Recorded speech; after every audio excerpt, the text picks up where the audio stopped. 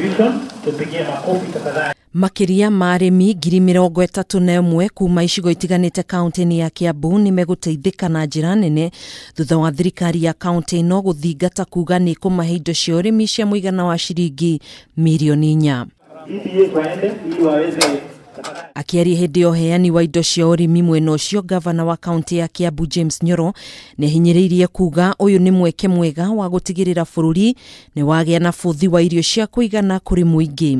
Hata waheshimiwa wetu the MCAs watapata nafasi wakati huu wa kupeana. Kwa hivyo tutapeana kwa sababu hakuna muda, kwa sababu ya mvua tunataka kupeana haraka. Hamwe na indo iria iheanitwo kuri arimi cia kuhanda ni mbembe cia tani 32, mboco tani 24 na tani 310 cia fertilizer iria kuhuthika ihinda-ini riri ria kimera kia mbura nini guku bururi-ini. So we would like the soil to be tested, the farmers also to be advised on other problems they have, like we have some disease like there are farmers who are not using the improved varieties.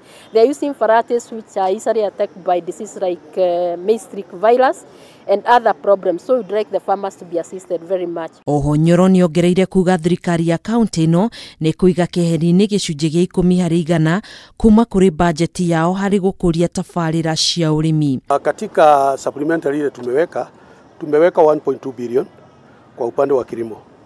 Ukiangalia hiyo kwa budget yetu ya about 16 billion, hiyo ni kama 8.5, inakaribia 9%.